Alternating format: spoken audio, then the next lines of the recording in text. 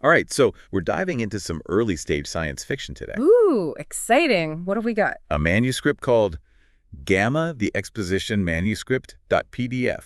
Exposition, huh? Sounds like we're in for some serious world building. 22 chapters in, and let me tell you, this thing is begging to be unpacked. A first draft, Eh, raw and uncut. That's where you really get to see the author's mind at work. Exactly. It's Well, like we've got a treasure map, and today we're handing you the compass. love that analogy.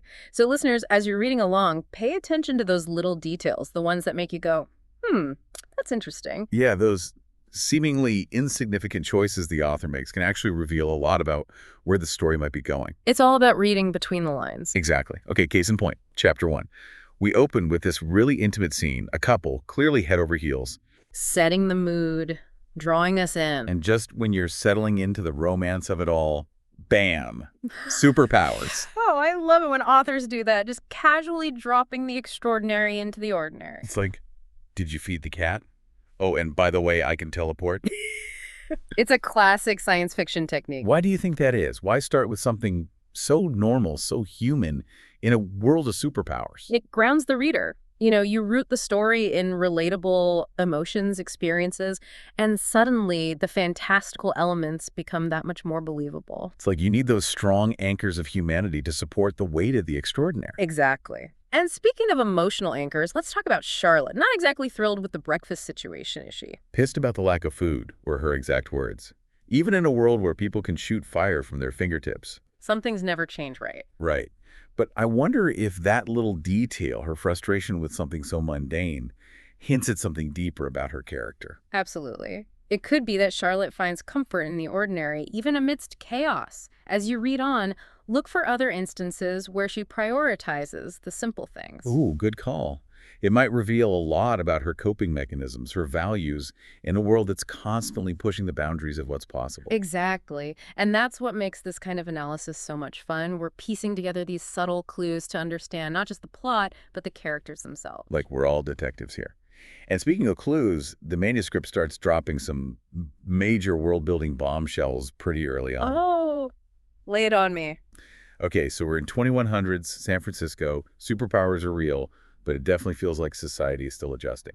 A world in flux. How does the author convey that? Well, they use these little snippets of dialogue, news reports playing in the background, casual observations from the characters. Show, don't tell. The golden rule of writing.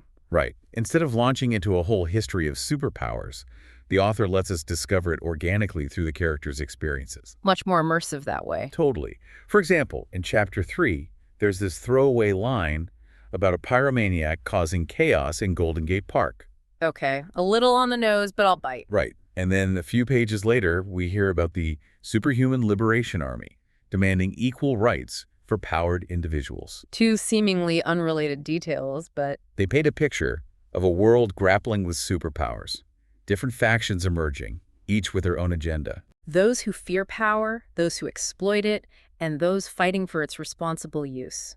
Classic conflict. And it makes you wonder, are we ever truly ready for the kind of power that can reshape the world as we know it? It's a question that resonates far beyond the realm of science fiction, wouldn't you say? Absolutely. It's like the author is holding up a mirror to our own anxieties about the rapid pace of technological advancement. And that's what makes this genre so compelling. It allows us to explore these complex issues in a safe, fictional space. And just when you thought things couldn't get any weirder, we're introduced to Patrick Agriel.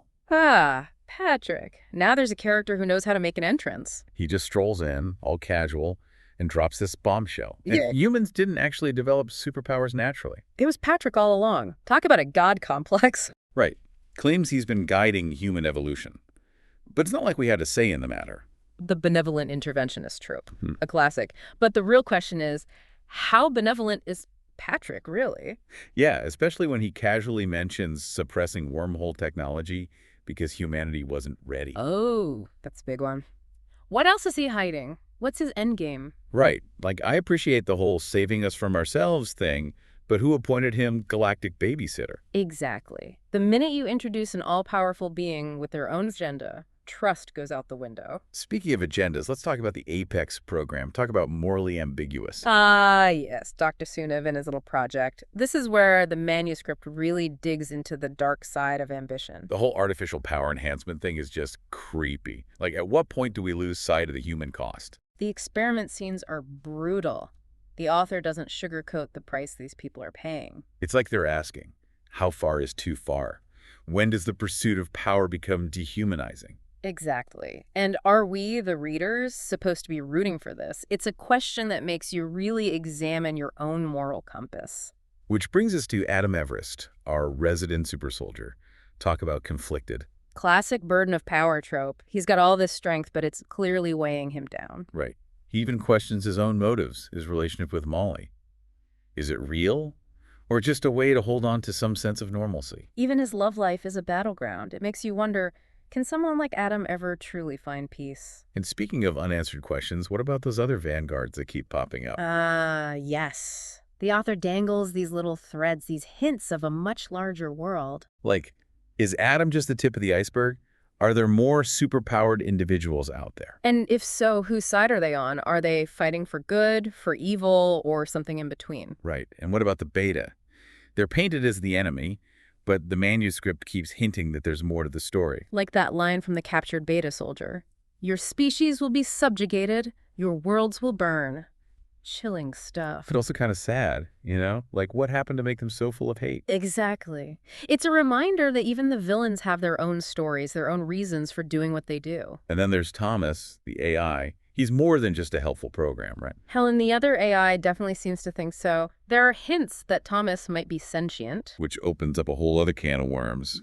What does it mean for an AI to be sentient? And what role will Thomas play in all of this? Is he an ally to humanity, a threat, or something else entirely? So many questions, so little time, and just when you think you're starting to get a handle on things, the manuscript throws in this whole other storyline. Molly's fairy tale. Ah, yes. The fragmented narrative woven throughout the main plot. At first I thought it was just a stylistic choice, but then I started to notice how the fairy tale seems to mirror events in the real world. It makes you wonder, is it just a story or something more? A prophecy, maybe? Or a warning. It's like the author is messing with our heads, blurring the lines between reality and fantasy. And we're loving every minute of it. It's like we're on the edge of our seats, and the author just walks away. But that's the mark of a good storyteller, isn't it? Leaving you wanting more. True, true. Although I wouldn't say no to a few answers, like that cliffhanger ending with the mysterious stranger showing up for Molly. Talk about an entrance, throws a wrench into everything. Right. Who is this guy? What does he want with Molly? Friend? Foe? Long-lost relative? The classic arrival of the stranger always shakes things up. And that's where these early chapters leave us. More questions than answers. Which I have to say is kind of exciting. Absolutely. It's like the author has given us this incredible world to explore, these fascinating characters to unravel. And it's up to us as readers to put the pieces together, to figure out what it all means. To make our own theories, to argue with our friends about what might happen next. Exactly. And that's what makes this kind of deep dive so much fun. It's not just about analyzing a story, it's about joining the conversation. Becoming part of the creative process. Because ultimately, a good story is a collaboration between the writer and the reader. I like that. A collaboration. So as we wrap up here, I want to leave you all with this thought. Go on. Don't be afraid to ask questions, to dig deeper, to look for those hidden meanings and connections. Embrace the mystery. Because sometimes the most rewarding stories are the ones we have to work a little harder for. The ones that stay with us long after we finish the last page. And who knows, you might even discover something about yourself along the way. Could have said it better myself. So, until next time, keep exploring, keep questioning, and most importantly, keep those imaginations firing.